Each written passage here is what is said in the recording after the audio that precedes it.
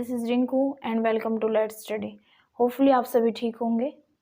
Next topic है हमारा Kohlberg. पढ़ना स्टार्ट करते हैं, इम्पोर्टेंट है आपके लिए। ठीक है, कोहलबर्ग का नैतिक विकास सिद्धांत। इससे पहले पियाजे की थ्योरी पढ़ चुके हैं हम। ठीक है, यह जो थ्योरी थी यह पियाजे की थ्योरी से इंस्पायर्ड थी। ठीक है, क्या थी? इंस्पायर्ड थी, बट कॉपी नहीं थी।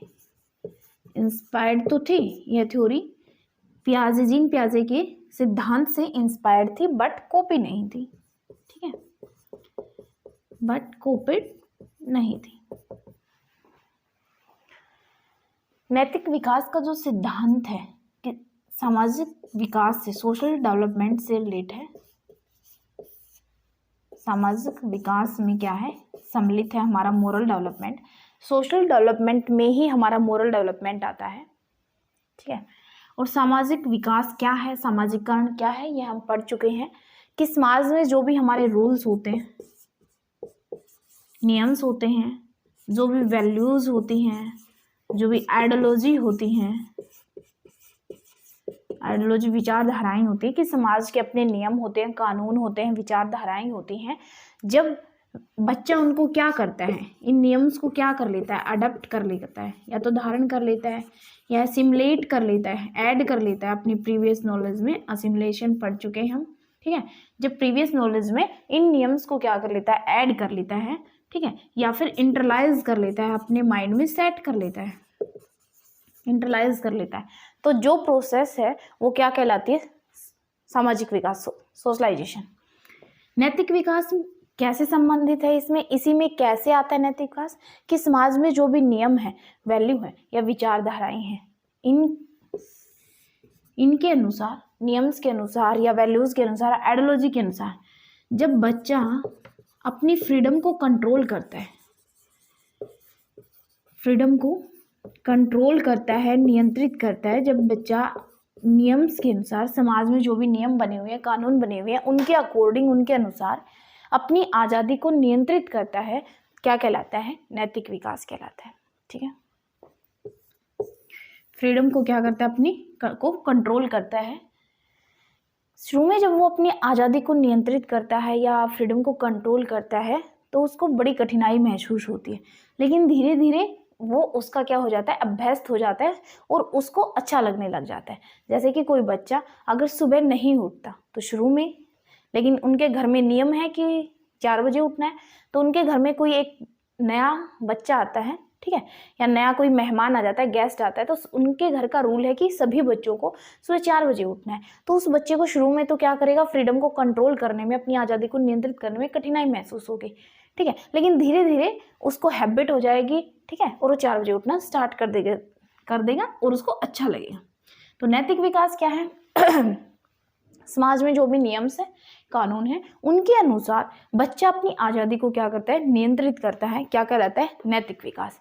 लेकिन जब वो इन रूल्स को, वैल्यूज को और आइडियोलॉजी को अडॉप्ट कर लेता है, स्वीकार कर लेता है, ठीक है, तो क्या कहलाता है? सामाजिक विकास, सोशलाइजेशन, सामाजिकरण।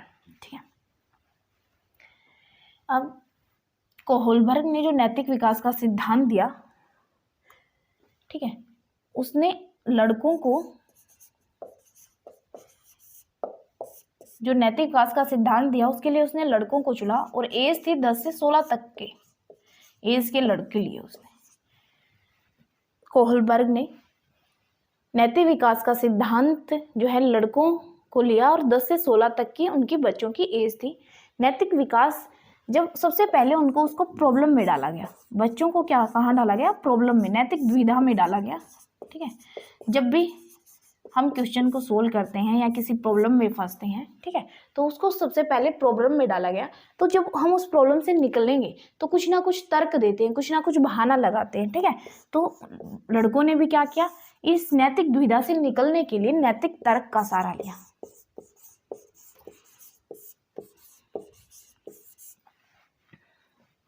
कोहलबर्ग ने अपने सिद्धांत जो दिया उसमें लड़कों को शामिल किया। लड़के लिए एज क्या थी? उन लड़कों की 10 से 16 तक के जो एज के बच्चे थे उन बच्चों को लिया, उन बच्चों को नैतिक दुविधा में डाला, किसी प्रॉब्लम में डाला। तो उस प्रॉब्लम से निकलने के लिए बच्चों ने नैतिक तर्क का सहारा लिया। ठीक है, तर्क लगाए। लड़कों के तर्कों के आधार पर, जो बच्चों ने, लड़कों ने जो तर्क दिए, लड़कों के तर्कों के आधार पर, जो किसी ने कोई तर्क दिया, किसी ने कोई तर्क दिया, ठीक है, उन तर्कों के आधार पर कोहलबर्ग ने अपना सिद्धांत प्रस्तुत किया। ठीक है, जो बच्चों ने तर्क दिए उन्हीं तर्कों के आधार पर कोहलबर्ग ने अपना सिद्धांत दिया नैतिक विकास का। फिर से रिपीट करते हैं कि कोहलबर्ग ने अपने सिद्धांत प्रस्तुत किया, उसमें लड़कों को चुना और लड़कों की एज जो थी 10 से 16 के बीच में होनी चाहिए। उन बच्चों को सबसे पहले प्रॉब्लम में डाला गया। प्रॉब्लम से जब बच्चे निकलेंगे तो कोई ना कोई बहाना लगाएंगे, तर्क लगाएंगे। ठीक है, नैतिक तर्क का सहारा लिया बच्चों ने उस दुविधा से निकलने के लिए, उस प्रॉब्लम से निकलने के लिए। जो जो बच्चों ने तर्क दिए उसी तर्क के आधार पर कोहलबर्ग ने अपना सिद्धांत दिया नैतिक विकास का। ठीक है, आगे पढ़ते हैं। नैतिक विकास का जो सिद्धांत है उसमें 3 लेवल हैं हमारे। ठीक है, 3 लेवल हैं और 6 स्टेजेज हैं। 3 लेवल 6 स्टेज।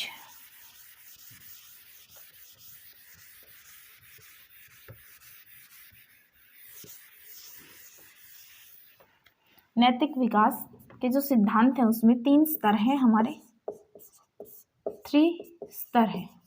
लेवल कितने हैं? लेवल हैं 3 स्तर, और जो स्टेजेज हैं वो कितनी हैं? 6। प्रत्येक लेवल में 2-2 स्टेज है, 3 स्टेज स्तर हैं। फर्स्ट स्तर जो है हमारा है वो है pre conventional level.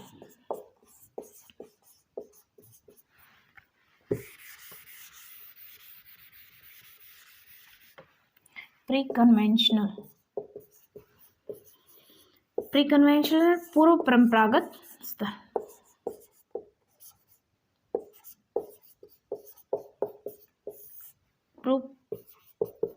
Pre conventional level पूर्व परंपरागत स्तर। 3 लेवल्स हैं और 6 स्टेजेज। प्रत्येक लेवल में 2-2 स्टेज हैं। प्री कन्वेंशनल लेवल का मतलब क्या है कि बच्चे का जो मोटिव है, इसमें जो एज ग्रुप है वो है 0 से 9 वर्ष। ठीक है, और इसमें जो मोटिवेशन है, बच्चे को जो मोटिवेशन मिल रहा है वो भी बाहर से मिल रहा है। ठीक है, बाह्य है, बाहरी है। और जो कंट्रोल है बच्चे के ऊपर, जो नियंत्रण है, ठीक है, मोटिवेशन होती है हमारी अभिप्रेरणा। बच्चे को जो अभिप्रेरणा मिल रही है वो भी बाहर से मिल रही है, और नियंत्रण भी बच्चे को कहाँ से मिल रहा है? बाहर से कंट्रोल हो रहा है। नियंत्रण भी क्या है? बाह्य है। ठीक है, प्री कन्वेंशनल लेवल में एज जो है वो बच्चों की है 0 से 9 वर्ष। पूर्व परंपरागत स्तर, इसमें जो मोटिवेशन है, बच्चा अभिप्रेरणा है, जो काम करने का जो भी मोटिवेशन उसको मिल रहा है वो बाहर से है, और कंट्रोल भी बाहर से हो रहा है। जैसे कि स्टेज है इसमें 2। प्रत्येक लेवल में 2 स्टेज है। ठीक है, फर्स्ट स्टेज है हमारी obedient and punishment orientation. Obedient and punishment orientation, Hindi में कई नाम हो जाते हैं तो आप इंग्लिश में याद करें। ओबीडियंट एंड पनिशमेंट ओरिएंटेशन, आज्ञा पालन एवं दंड की जो स्टेज है। ठीक है, इसमें बच्चा क्या है? पनिशमेंट से बचने के लिए आज्ञा का पालन करता है। ठीक है, पनिशमेंट से बचने के लिए आज्ञा का पालन कर रहा है, तो आज्ञा का पालन क्या है? मोटिवेशन है, बाह्य है उसका। ठीक है, वो भी उसको बाहर से मिल रहा है, क्योंकि वो खुद अपने अंदर से आज्ञा का पालन खुद नहीं कर रहा, बल्कि दंड से बचने के लिए कर रहा है। तो कंट्रोल क्या है? पनिशमेंट है। ठीक है, वो भी बाहर से है, और जो ओबीडियंट है, आज्ञा का पालन कर रहा है, जो मोटिवेशन है वो भी क्या है? बाह्य है। खुद अपने आप उसका मन नहीं करता आज्ञा का पालन करने का, तो जो मोटिवेशन है वो भी बाह्य है, और कंट्रोल भी क्या है? बाह्य है। मतलब दंड से बचने के लिए, कि उसकी पिटाई ना हो जाए, इसलिए वो आज्ञा का पालन करता है।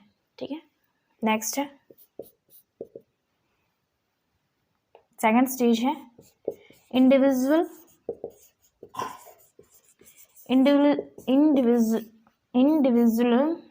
एंड एक्सचेंज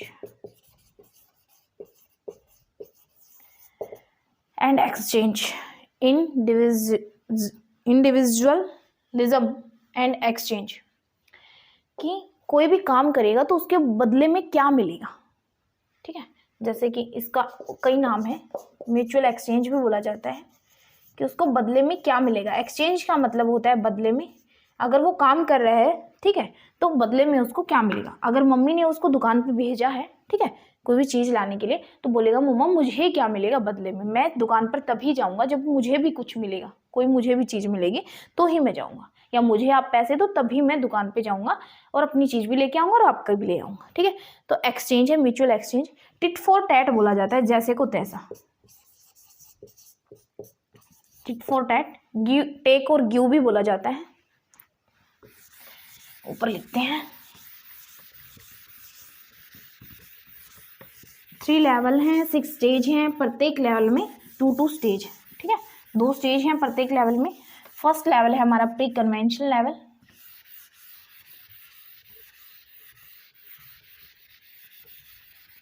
फर्स्ट है हमारा कन्वेंशनल लेवल। इसकी जो फर्स्ट स्टेज है वो है ओबीडियंट एंड पनिशमेंट ओरिएंटेशन, कि बच्चा आज्ञा से बचने के लिए क्या कर रहा है, सॉरी दंड से बचने के लिए आज्ञा का पालन कर रहे हैं, ठीक है। सेकंड जो स्टेज है इसकी इंडिविजुअलिज्म एंड एक्सचेंज, कि मैं काम तभी करूंगा जब बदले में मुझे भी कुछ मिलेगा, ठीक है। इसके कई नाम हैं, जैसे म्यूचुअल एक्सचेंज भी बोला जाता है इसको, टिट फॉर टैट भी बोला जाता है, टिट फॉर टैट, जैसे को तैसा, ठीक है। अगर आप मेरे साथ कैसा बिहेव करते हो वैसा ही मैं आपके साथ कैसा बिहेव करता हूँ, यह निर्भर करता है किसके ऊपर, कि आप मेरे साथ कैसा बिहेव करते हो, ठीक है। टिट फॉर टैट, जैसे को तैसा, टेक और गिव, लेना और देना, लो और दो, कि आप मुझे दो मैं आपको दूंगा, ठीक है, लो और मुझे भी दो, ठीक है, टेक और गिव। और म्यूचुअल एक्सचेंज भी बोला जाता है, म्यूचुअल एक्सचेंज, कि मैं काम तभी करूंगा जब बदले में मुझे भी कोई चीज मिलेगी, ठीक है। यह प्री कन्वेंशनल स्तर है और उसी के अंदर ये 2 स्टेज है। सेकंड जो लेवल है हमारा वो है कन्वेंशनल लेवल। सेकंड है हमारा कन्वेंशनल लेवल, परंपरागत स्तर, परंपरागत स्तर। एज ग्रुप है इसमें 9 to 12 ईयर्स, 12 वर्ष तक का बच्चा जो है। इस प्रत्येक स्टेज में, प्रत्येक लेवल में 2 स्टेज हैं, तो इसमें भी क्या है 2 स्टेज हैं। फर्स्ट स्टेज जो है हमारी, फर्स्ट स्टेज है हमारी इंटर रिलेशनशिप, इंटरपर्सनल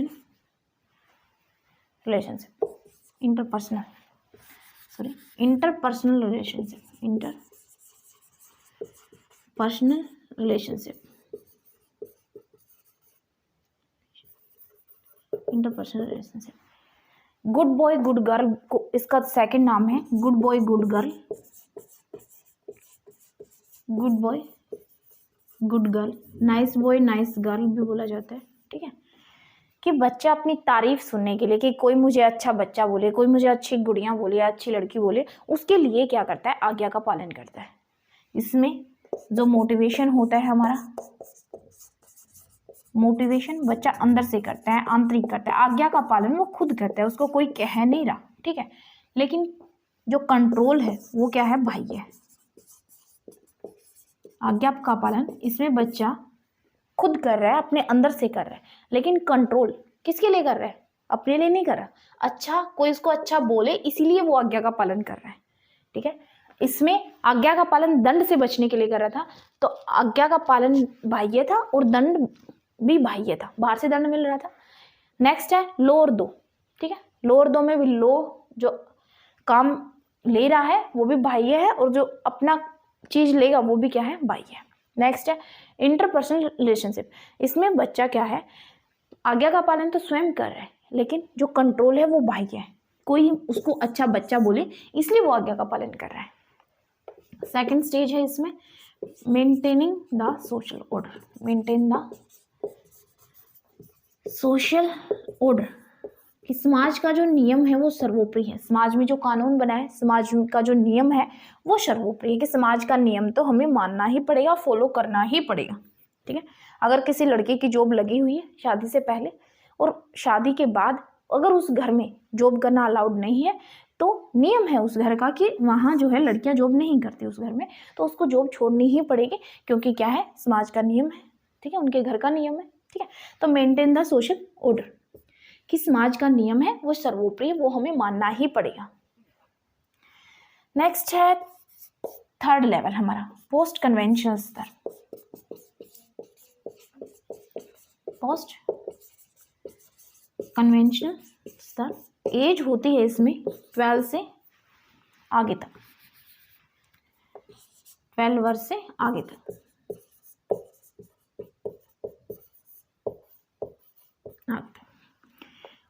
हिंदी में बोलते हैं उत्तर परंपरागत स्तर। उत्तर परंपरागत स्तर, जैसे कि हर लेवल में 2 स्टेज हैं, तो इसमें भी क्या है, 2 स्टेज है। फर्स्ट स्टेज जो है वो है हमारा 2 स्टेज है, तो इसके फर्स्ट स्टेज है social contract and individual right. Individual right, इसमें जो समाज का नियम होगा वो बहुमत पर आधारित होता है, कि हम जो भी बात मानेंगे वो बहुमत पे आधारित होगी, कि अगर ज़्यादा लोग इस नियम को फॉलो नहीं करते तो हम समाज का नियम नहीं मानेंगे, बहुमत पर चलेगा। ठीक है, नेक्स्ट है सेकंड जो स्टेज है इसके अंदर, वो है यूनिवर्सल इथिकल प्रिंसिपल। सार्वभौमिक सिद्धांत है, यूनिवर्सल सार्वभौमिक सिद्धांत है। इसमें क्या है कि इसमें जो बच्चा काम करेगा वो अपनी अंतरात्मा के आधार पर करता है, जो भी तर्क देगा वो अपनी अंतरात्मा के आधार पर करता है।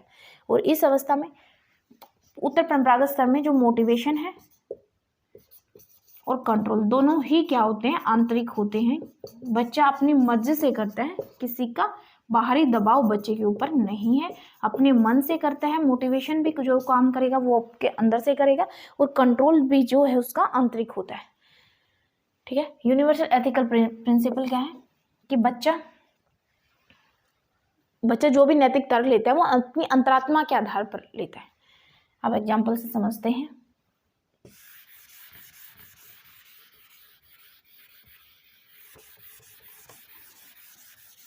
एग्जाम्पल है कि घर में कोई बीमार हो जाता है।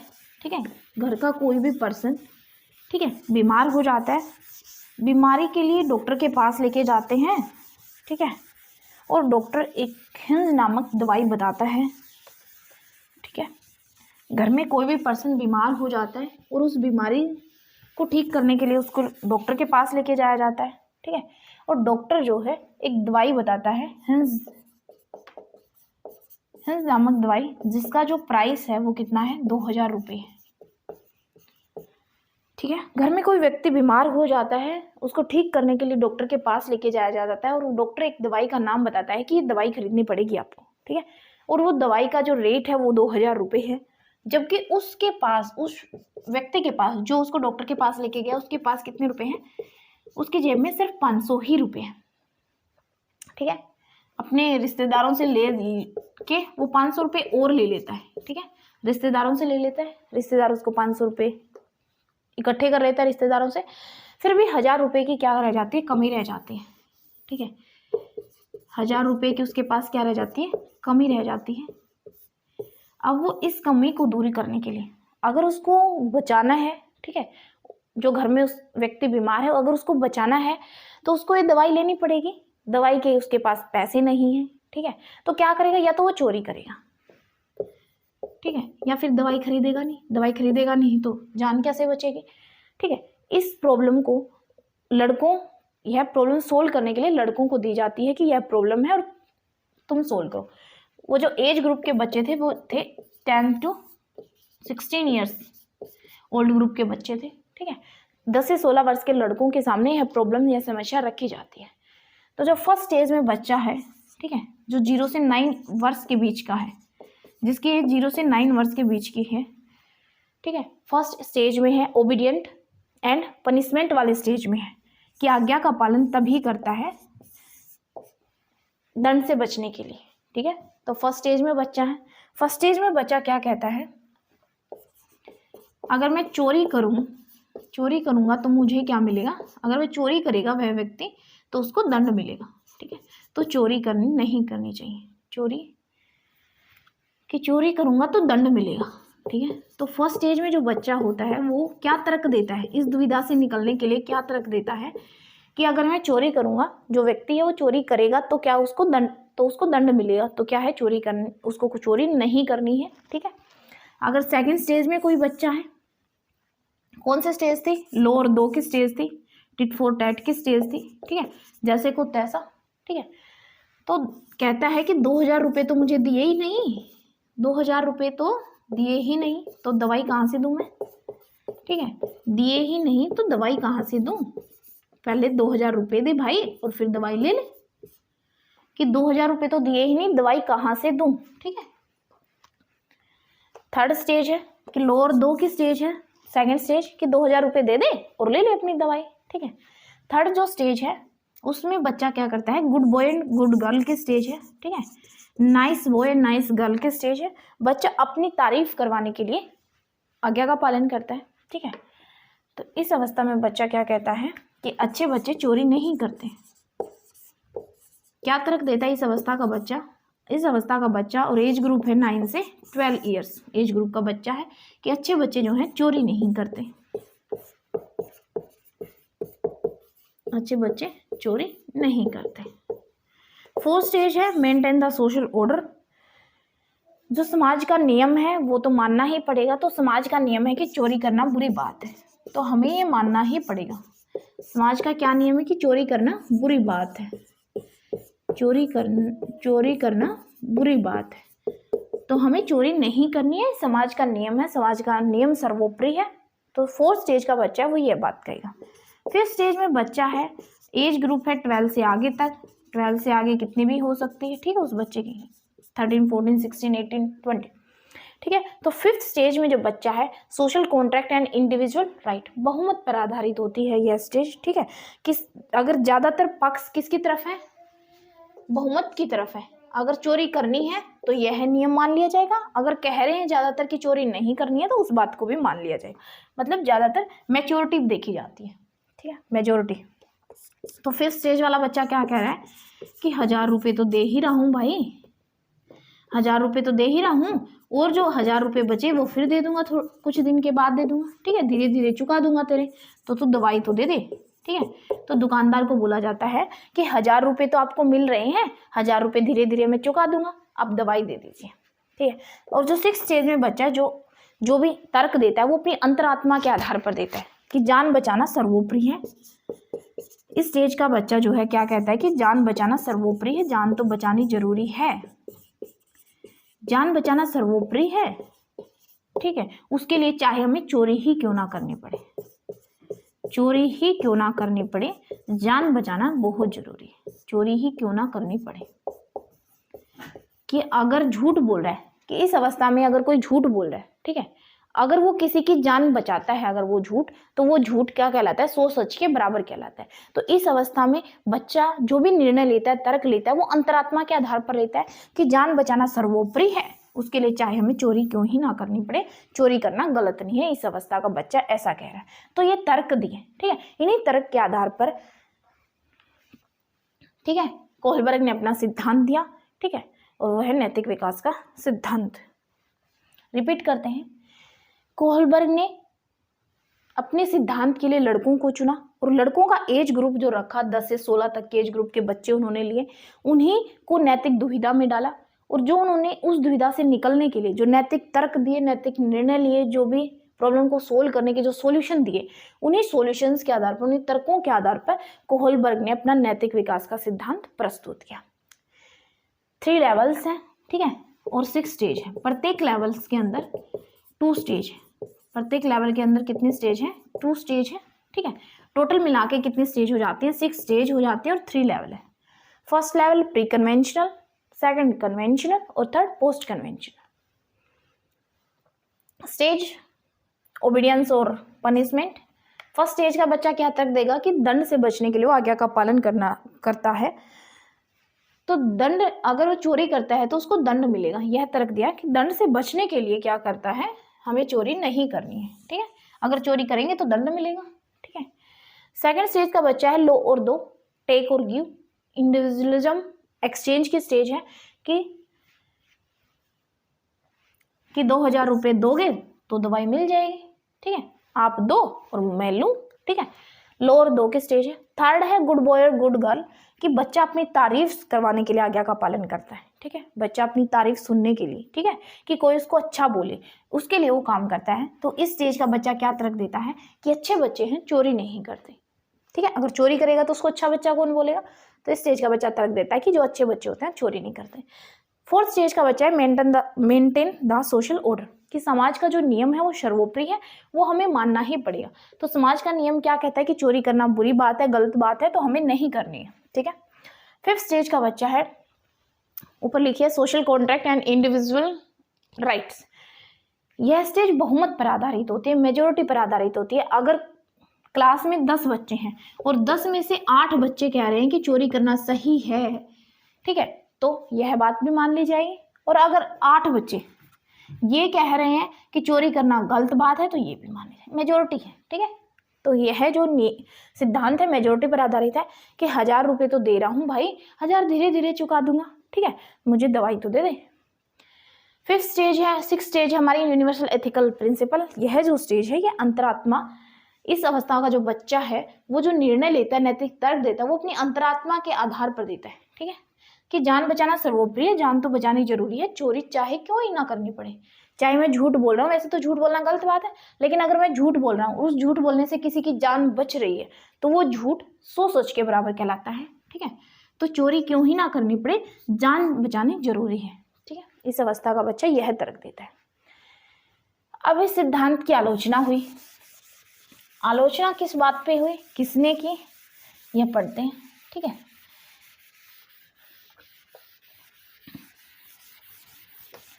इसकी आलोचना की, क्रिटिसाइज किया गया किस सिद्धांत को, ठीक है, कैरोल गिलिगन नाम की महिला थी, ठीक है, उसने इसकी आलोचना की, क्रिटिसाइज किया गया इस सिद्धांत को, ठीक है। कोहलबर्ग का जो नैतिक विकास सिद्धांत है उसकी आलोचना हुई, किसने की, कैरोल गिलिगन नाम की महिला है, कैरोल गिलिगन नाम की एक महिला है, उसने क्या किया, इस सिद्धांत को, इस नैतिक विकास का जो सिद्धांत है उसकी आलोचना की।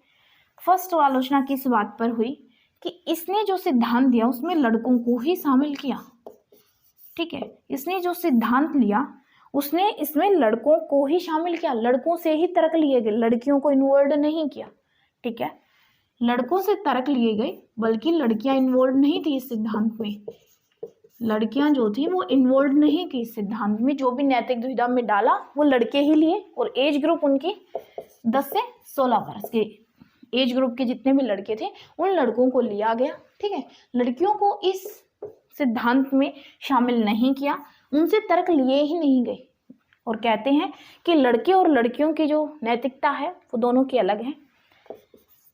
लड़कियां जो है काफ़ी समय पहले लड़कों से काफ़ी समय पहले क्या कर देती हैं, अपनी आज़ादी को नियंत्रित कर लेती हैं, ठीक है, तो लड़कियां पहले नियंत्रित हो जाती हैं लड़कों से, और इन्होंने सिर्फ लड़कों से तर्क लिए, लड़कों को नैतिक दुविधा में डाला, और लड़कों से जो प्राप्त नैतिक तर्क हैं उन्हीं के आधार पर इन्होंने अपना सिद्धांत दिया, इसी पर उसकी आलोचना हुई कि लड़कियों को तो इसने शामिल किया ही नहीं। सेकेंड आलोचना हुई कि जो सिद्धांत है पाश्चात्य सभ्यता पर आधारित है, के आधार पर, पाश्चात्य सभ्यता, पश्चिम सभ्यता,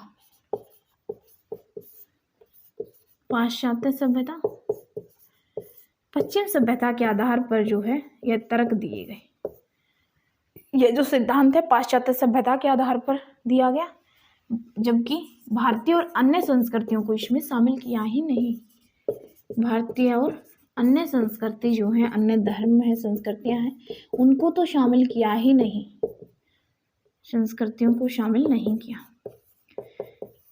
जो कोहलबर्ग है उसने जो अपना सिद्धांत पाश्चात्य सभ्यता के आधार पर दिया, पश्चिम सभ्यता के आधार पर दिया, भारतीय और अन्य संस्कृतियों को शामिल नहीं किया, तो यह जो सिद्धांत है अप्लीकेबल नहीं है इन ऑल कल्चर, कि सभी इन ऑल कल्चर जितनी भी सारी संस्कृतियां हैं उन सभी पर जो है यह फॉलो नहीं होता, यह सिद्धांत अप्लीकेबल नहीं है, लागू नहीं होता। ठीक है, इस पर इसकी आलोचना हुई कि सिर्फ एक पश्चिम सभ्यता पर ही यह सिद्धांत लागू होता है, सभी संस्कृतियों पर यह लागू नहीं होता।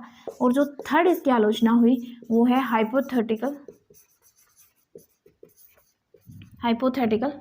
परिकल्पना सिचुएशन, कि परिकल्पनाएं की गई ज़्यादा, इसमें परिकल्पनाएं सिचुएशन ज़्यादा दी गई है। ठीक है, इन तीन के ऊपर इसकी आलोचना हुई कोहलबर्ग के नैतिक विकास की, कि लड़कियों को शामिल नहीं किया गया, सभी संस्कृतियों पर, भारतीय संस्कृति पर यह एप्लीकेबल नहीं होता, और परिकल्पनाएं सिचुएशन परिकल्पना की गई इसमें। ठीक है, यहीं तक अपना टॉपिक रहता है, टॉपिक कंप्लीट हो गया है। ठीक है, इसके रिगार्डिंग अगर किसी का भी कोई डाउट है तो कमेंट सेक्शन में ज़रूर बताएं। वीडियो को लाइक करें, शेयर करें, सब्सक्राइब करें। Thanks guys, thanks for watching, धन्यवाद।